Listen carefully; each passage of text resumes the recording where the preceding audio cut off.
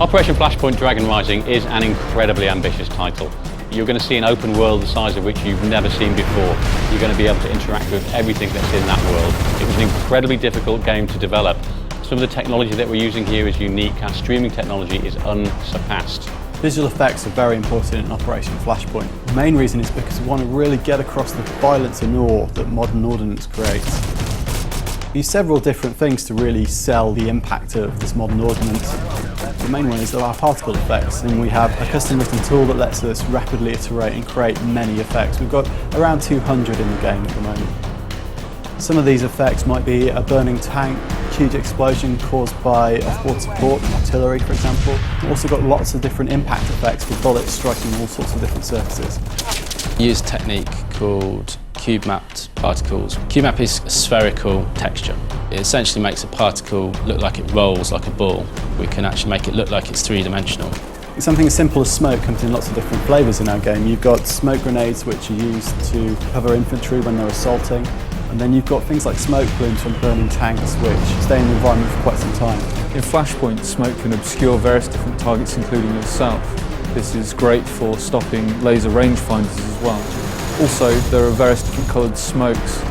This is something that people will be able to use to designate targets and things in co-op play. Smoke's also used tactically. In a tank you can launch smoke shells and basically create a mask for enemy lasers, so it's harder to shoot the tank using a modern weapon system. Of course, we've modelled things like thermal vision systems. Certain vehicles have thermal scopes, so you can actually see through smoke and see heat signatures of vehicles and enemy the other side. As well as time of day varying as you play, weather can be dynamically changing as you're playing a mission, so you'll have fog rolling in and affecting your view distance, maybe requiring you to switch to thermal vision whilst you're playing a mission, and it can fundamentally change the approach you're going to take to attack an enemy. Really sell the experience of being an infantryman on the floor and getting shot at. We couldn't just use visual impacts on the ground. It just wasn't enough. It didn't really sell the immediacy of actually getting shot at. So we came up with a screen effect system. When you're shooting something nearby, you get the effect of things hitting you, like kind of dust or water or blood splattering on the camp. The grime of war is just hitting you.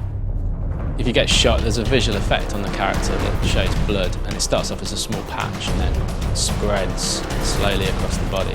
I think one of the strongest parts of the game, indeed one of the strongest characters in the game, is the island itself. The environment, the lighting, the time of day, the foliage, the whole thing. It's a massive area, and it's a size that you've never seen before on a console.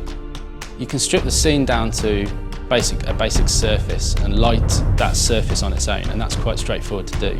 So we start with deferred lights, then we add ambient light with occlusion and directional lighting, followed by surface diffuse and atmospherics.